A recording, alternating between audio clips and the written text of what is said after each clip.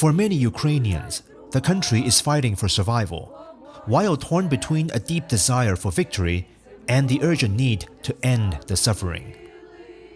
Every time I come here, I see how much this place is growing. It compels you to work harder, to take action, to do something. Everyone is strained, and the world has started to care less about our problems because everyone has their own priorities, business, money, and other matters. But here in Ukraine, it's about human lives. For me personally, I would accept an agreement, some kind of treaty for them to withdraw their troops. But in any case, I think negotiations are necessary, even if they happen in the West, just to bring this to an end sooner. It's hard to live in constant fear. We've heard similar calls for peace in Russia, where citizens expressed concerns about everything from loss of life to inflation. Пора договариваться. Все устали. It's time to negotiate. Everyone is tired of the war, tired of it all. I think that's why most people are now pacifists. Many had deep personal ties to Ukrainians, but those have since fallen apart. People are people, no matter their nationality, and they deserve to be treated with humanity. In Ukraine, a Gallup poll conducted in late 2024 suggests that 52% of respondents expressed a desire for their country to negotiate an end to the conflict as soon as possible.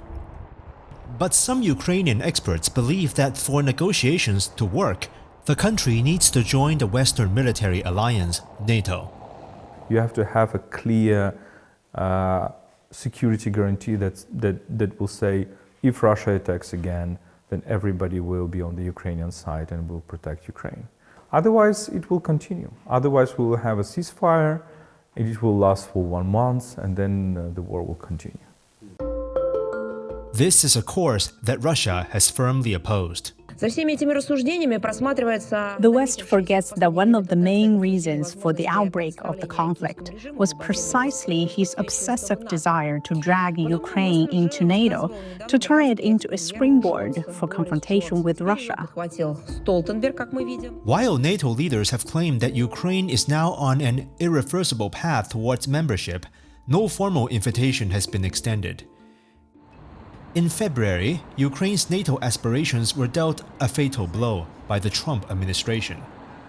The United States does not believe that NATO membership for Ukraine is a realistic outcome of a negotiated settlement. They've been saying that for a long time, that Ukraine cannot go into NATO, and I'm okay with that. And it's an almost complete reversal of what the Biden administration was doing in Ukraine. President Trump had been the first of all Western leaders who said that dragging Ukraine into NATO was one of the main reasons of what is going on. We will discuss the presidency of Donald Trump. My name is Andres. Uncertainty looms over the still murky path to a resolution. Are you concerned that he might want Ukraine to make more concessions in order to realize a quick conclusion? He will talk to us and to Europeans. But there is a risk, and I would say a sequence of risks, in the sense how he would talk directly to Putin. The conclusion of this 3-year conflict does not seem to be something Ukraine can determine on its own with Russia.